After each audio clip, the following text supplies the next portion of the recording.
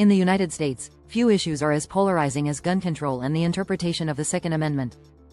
Today, we'll explore the history, current debates, and key facts surrounding this ongoing conversation without taking sides.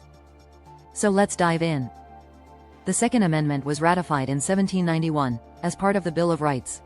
It states, "A well-regulated militia, being necessary to the security of a free state, the right of the people to keep and bear arms, shall not be infringed." Militias were crucial to the young nation's defense at the time. But today, the meaning of this amendment is widely debated. Some argue it ensures an individual's right to own firearms, while others believe it was more focused on state militias. Today, the debate over gun control is shaped by two primary viewpoints. On one side, gun rights advocates argue that the Second Amendment guarantees an individual's right to own firearms for self-defense, hunting, and protection against government tyranny. On the other side, proponents of gun control believe in stronger regulations to reduce gun violence. They often point to mass shootings and the high rate of gun-related deaths in the US as reasons for stricter laws. Let's look at some key statistics. In the US, an estimated 42% of households own firearms, one of the highest rates in the world. But with that comes one of the highest rates of gun-related deaths among developed nations, including homicides, suicides, and accidents. Countries like Australia, the UK, and Japan have far fewer guns per capita and significantly lower rates of gun violence. However, each country approaches gun control differently. In recent years, landmark Supreme Court cases have shaped the legal landscape. In 2008, the court ruled in District of Columbia v. Heller that individuals have the right to own firearms, independent of militia service, but also affirmed that this right isn't unlimited.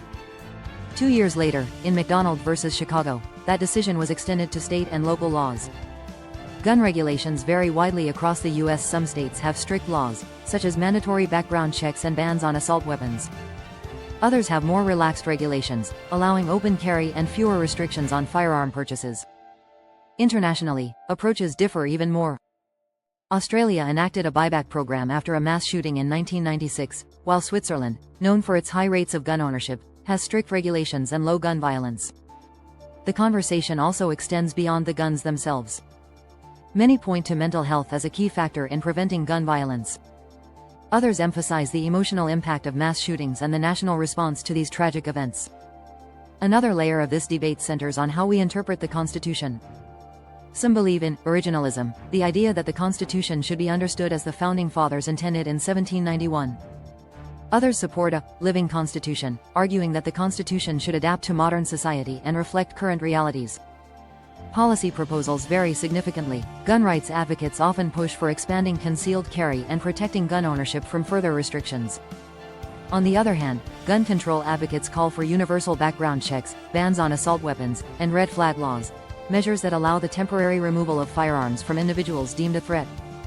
Ultimately, the conversation around gun control and the Second Amendment is complex and deeply personal.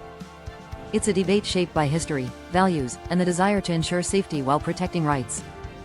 As we move forward, engaging in respectful, informed dialogue is crucial, acknowledging the many perspectives that shape this issue.